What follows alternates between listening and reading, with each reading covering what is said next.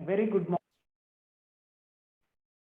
First of all, I thank the organizers for giving me this opportunity for speaking over this topic. I am Dr. Praveen Kumar. I'll be talking about the importance of shock identification and the role of inotropes and vasopressors from a nursing perspective. So I'll be starting the topic with few case scenarios. The first one is a nurse attending in an OT where a third gravida was posted for an elective LSCS, and after the delivery of the baby, there is a sudden surprise to the surgeon, like there is an adjacent placenta, and that led to a lot of blood loss, and hysterectomy was done, and subsequently there is massive blood loss, and the patient died on the table. The second case scenario, the nurse in the radiology suite, the patient is posted for CT angiography, and the CT angiography, the suite is not prepared for emergencies. So after giving contrast, the patient suddenly developed rashes, breathing difficulty, hypotension, and collapsed and died in the suite itself. The third scenario, a nurse in an endoscopy suite where the patient is posted for endoscopic dilatation. The procedure was a little troublesome, and she was shifted to the post-operative ward where the patient developed breathing difficulty, anxious, she became anxious, cold peripheries, hypotension, and she collapsed in the ward itself and she died. The fourth scenario, the nurse in the cardiac ICU, where a 57 years old presented with chest pain with an extensive anterior wall MI. Initially, he was stable after thrombolysis, and subsequently he started developing tachypnea, restlessness, he is becoming anxious, decreased urine output, cold peripheries, and subsequently he developed hypotension, shock, and died in the ICU. The last case scenario, the nurse working in an emergency, where she received a patient with 65 years old with diabetes and hypertension, coronary artery disease, the decreased urine output, fever, chills, and rigors since the 4 days. He was hypertensive at presentation and started on resuscitation, but because the pH is very sick, it is 6.95 and the bicarb of almost 10, the patient didn't respond to resuscitation and he collapsed. So, seeing all these case scenarios, there is one common point, that is the patients are dying in each and every situation, and the reason is decreased tissue perfusion to the organs. That is, all the patients developed shock. That is a common point, but the mechanism of shock is different in different situations. The first case scenario, the patient developed hypovolemic shock in the OT.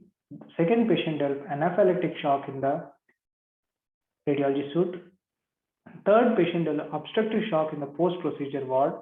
The fourth patient developed cardiogenic shock in the cardiac ICU. And the fifth patient developed septic shock in the emergency department.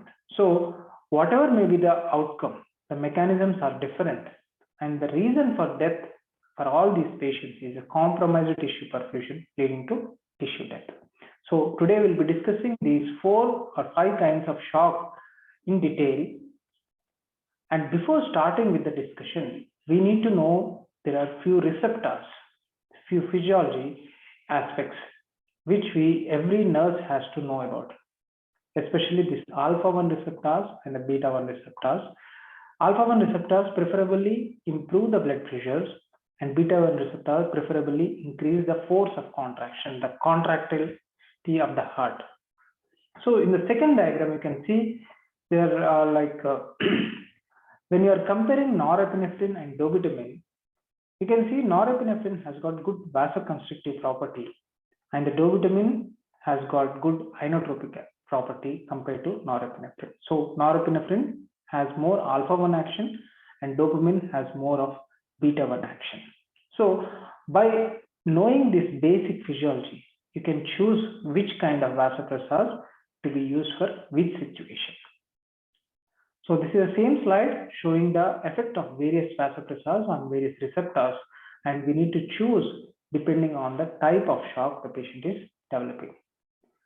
So coming to the topic proper, hypotension is any decrease in the blood pressure without any compromise on the perfusion. Shock is a life-threatening or an end point of hypertension where the patient develops severe tissue hypoperfusion, tissue hypoxia, and circulatory collapse. That leads to development of multi-organ dysfunction and death of the patient. So this is the classification of shock. We have four kinds of shock, that is a distributive shock, hypovolemic shock, cardiogenic shock, and an obstructive shock. And the distributive shock is divided into anaphylactic shock and a septic shock.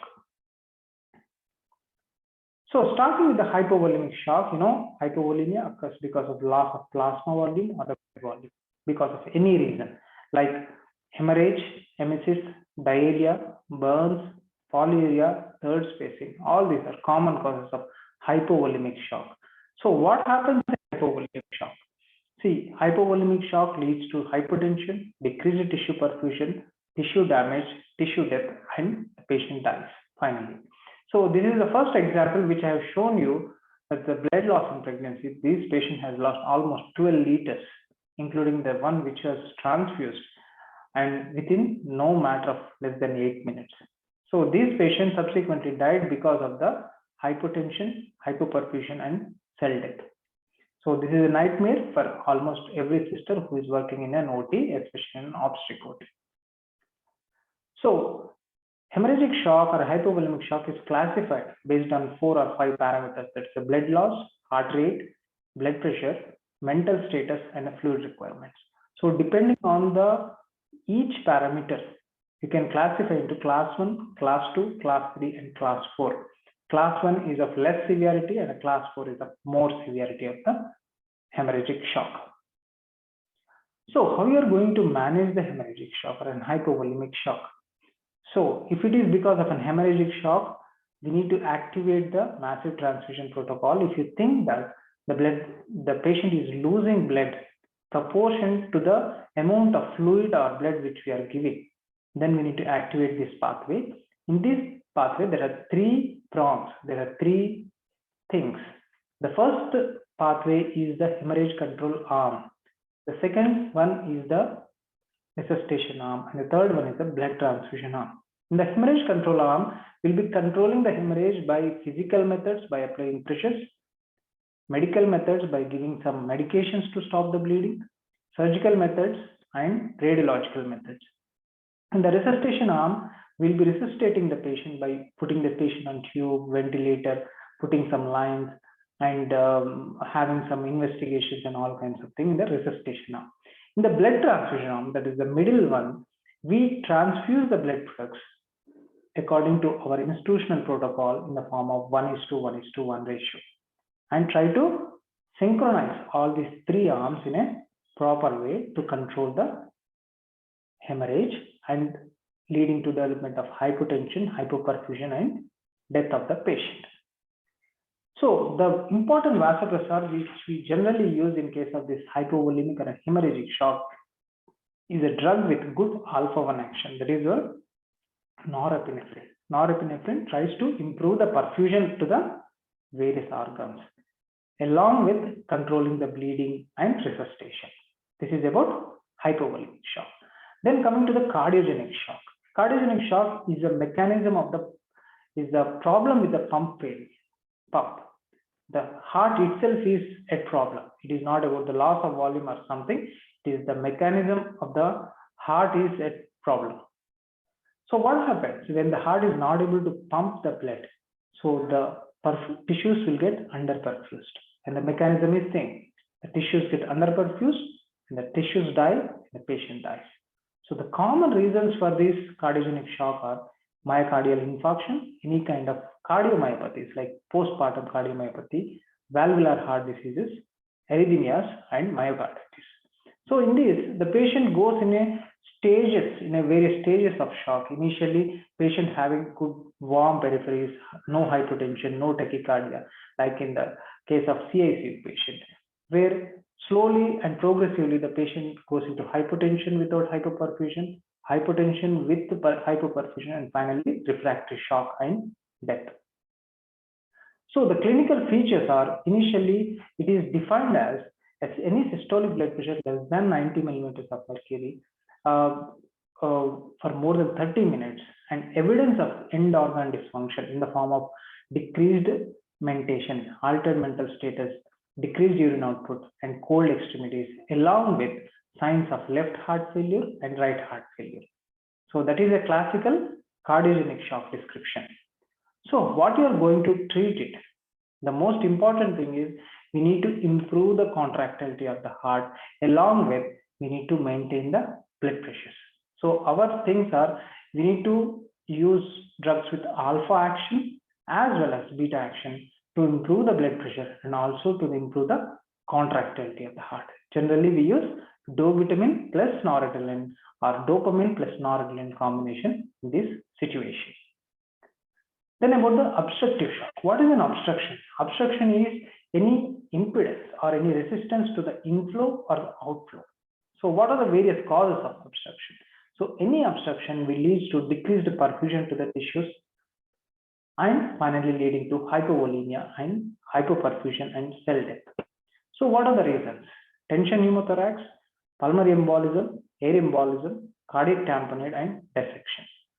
So what happens in this condition? You can see in the endoscopy case, the patient develops severe tension pneumothorax, and this is inhibiting the blood flow to enter into the heart, and that leads to hypotension and further subsequently hypoperfusion and cell death of the patient.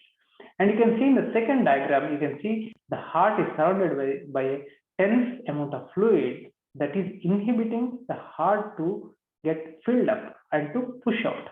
This is known as an obstructive shock. It is obstructing the blood flow.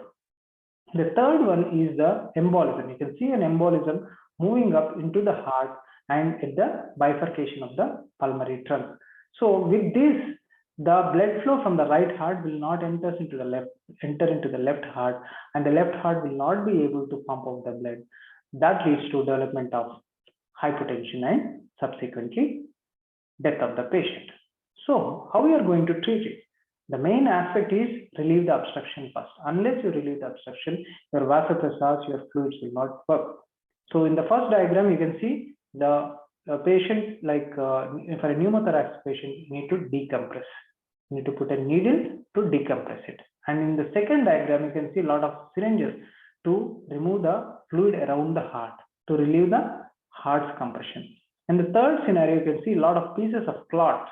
So that is embolectomy. We need to remove the clots from the pulmonary trunk in order for the flow to move forward from the right heart to the left heart. So that is the treatment along with the supportive care.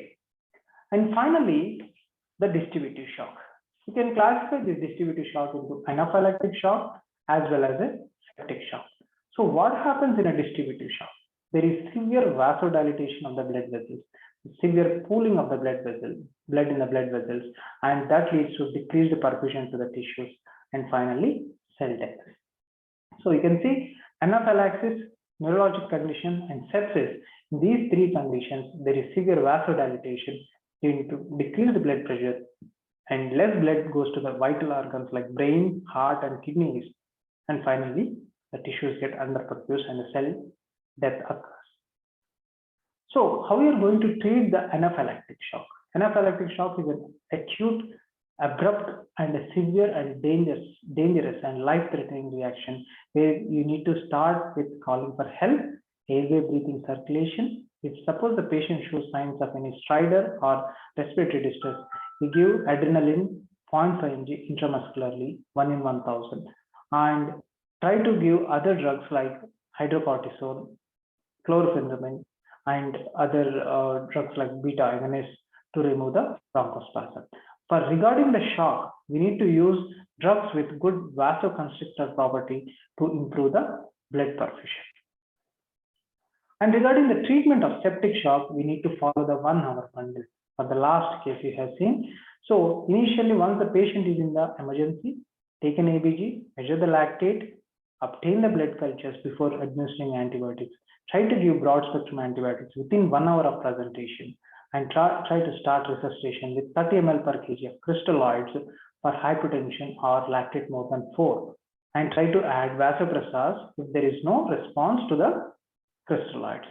So that is the management of septic shock. You can see vasoactive management, the drug of choice is norepinephrine, and try to maintain a mean arterial pressure of 65.